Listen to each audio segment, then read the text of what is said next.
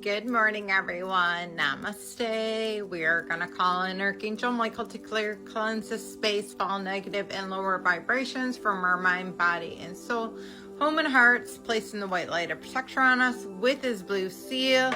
And we are going to continue reading out of my Dark Night of the Soul, St. John of the Cross. And we are in chapter 1, and it says, sets down the first line and begin to treat the imperfections of beginners. Into this dark night of the soul begin to enter when God draws them forth from the state of beginners, which is the state of those who meditate on the spiritual road, and begins to set the stage of progressive, which is that of those who are already contemplative, to the end that after passing through it, it may arrive at the state of perfect, which is that of the divine union of the soul with God. Whether to end that we may better understand and explain what night is, through the soul passes for what causes God sets in therein, it will be well here to touch first of all upon certain characteristics of beginners, which although we treat them with impossible brevity, will not fail to be of service likewise to the beginners themselves, in order that realizing the weakness of the state wherein they may take courage and may desire that God will bring them into the night wherein the soul of strengthened and confirmed in the virtues and made ready for the inestimable delights of the love of God. And although we may tarry from time to time, it will not be for longer than necessary. So it may go on to speak at the once of the dark night. So I believe this book has been translated, so that's why it's a little bit choppy and harder to read, and it's really tiny. So that's why I'm not giving Reiki as much, because it's hard to concentrate on it. It says number 2, I don't even know where, maybe number 1 was the beginning. It says, it must known that the soul, after it has been definitely converted to the service of God, is the rule spiritually nurtured and caressed by God, even if the tender child by its loving mother, who warms it with the heart of the bosom and nurtures it with its sweet milk and the soft pleasant foods, and carries and caresses in her arms. But as the child grows bigger, the mother gradually ceases caressing it, and hidden her tender love, puts bitter aloes upon the sweet breath, or sweet. So essentially, God's talking about, I'm not going to read that, but he's talking about his love for you is so nurturing, but he has to allow you, because this is a planet of free will, to explore and to learn and navigate through your trials, errors, and tribulations, because this is a planet of free will, and that is why you came here. And no experience is a bad experience, because you learn and grow from every experience. Even if your soul, I believe in reincarnation, so you take those experiences from lifetime to lifetime, is what I believe. Says the loving mother is like the grace of God, for as soon as the soul is regenerated by its warmth and fervor, the service of God, he treats it in the same way.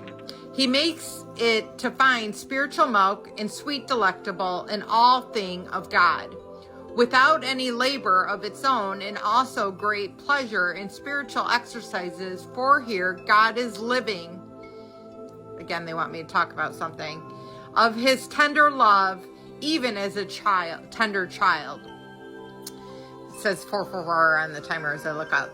And I'm just going to finish up. It says number 3. Therefore, such a soul finds its delight in spending long periods of perchance whole nights in prayer, penance or its pleasures, facts, and joys, and consolation are to make of the sacraments, and to occupy itself in the divine things, in which things spiritual person can, though taking a part in them with great efficiency and persistence, and using and treating them with great care, often find themselves, spiritually speaking, very weak and imperfect.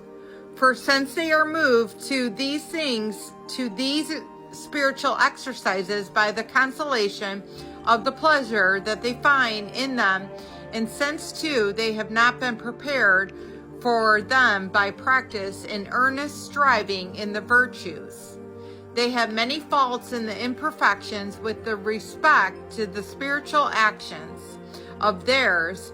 For all and any man's actions correspond to the habit of perfection attained by him. And these persons have not had the opportunity of acquiring the said habits of strength that they have necessarily to work like feeble children feebly, in order that they may be seen more clearly, and likewise how much these beginners in the virtues lack with the respect to the works in which they readily engage with the pleasure. As forementioned, we shall describe it by the reference of the 7 capital sins, which I just posted a video on the 7 capital sins. You can scroll and find it. Each in turn indicating that some of the imperfections which they have under each heading, wherein will be clearly seen how like children are being persons in all they do. And it will also be seen how many blessings of the dark night, of which we shall afterwards treat, bring it with its sense of cleanse in the soul and purify it from all these perfections. And 717 on the timer. That's very, very wordy, guys. If you do not understand what the dark night of the soul is, just think of it as God putting you into a period of time of contemplation, deep, dark, dark contemplation, where you're paying back some of your karma and you're ridding yourself of something that is no longer serving you. And you have to go through that darkness in order to find that light. And it usually doesn't last very long, and you have numerous amount of dark nights of the soul. I wish there was just one, but there's not. You probably wouldn't be able to handle it if you had one huge one, which is why they probably break it up and allow you time in between to get where you need to get. But think of the dark night of the soul is a really, really, really difficult schooling process that allows you to align more with God and become more of the light. So I love you all. I hope this helps. Have a blessed day, and namaste.